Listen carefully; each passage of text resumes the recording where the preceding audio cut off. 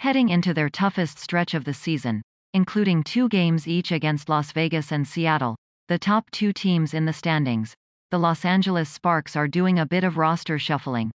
Holmes averaged 18.8 minutes per game for the Sparks while starting 4 contests. She could never really find her offensive touch, as she missed her first 11 shots of the season and connected on less than a third of her 2-pointers. Derek Fisher liked her versatility at the forward positions, especially with LA missing both Aguamica's sisters for the majority of the season. However, Holmes had been phased out of the rotation with the addition of center Christine Anigwe on a hardship deal. She was a DNP-CD in the team's last 2 games. The Sparks also terminated Anigwe's hardship contract. Difficult decisions, have to be made, but it's a human business, and it's not easy to make those decisions, Derek Fisher said after practice Tuesday. You know that you're impacting a young woman's livelihood and her career opportunities, etc. So we're appreciative of what Bria and Christine, players that have been here prior to today. We're very appreciative of what they were able to do for us. The good news for the Sparks is there appear to be reinforcements on the way in the front court. Rachel Galligan reported that Los Angeles is signing Lauren Cox for the remainder of the season.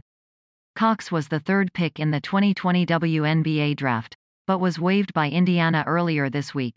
Sources: Sparks are finalizing a deal with 2020 number 3 pick Lauren Cox for the remainder of the season. Sparks also plan to bring back Carly Samuelson tomorrow and terminated her today to make cap room for both.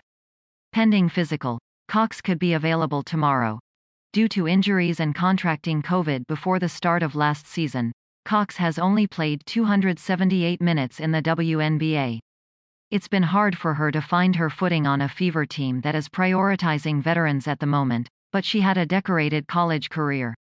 She won a national championship in 2019 alongside former Spark Kalani Brown and was a first-team All-American in her senior season. The theoretical allure of Cox is her ability to play alongside another big because of her ability to facilitate out of the high post and knock down mid-range jumpers while also possessing a strong post-up game. That would be useful on a Sparks team with talented frontcourt players who can toggle between the 4 and 5. Cox had the best net rating of any player on Indiana last year. The Fever outscored opponents by 4.55 points per 100 possessions with her on the court, and the only other player with a positive plus-minus played 6 games. Those on-off splits have cratered in 2021, one of the reasons Indiana chose to part ways with the 23-year-old. The Fever's loss is the Sparks game. Samuelson has been at her best in her 3rd stint with the Sparks.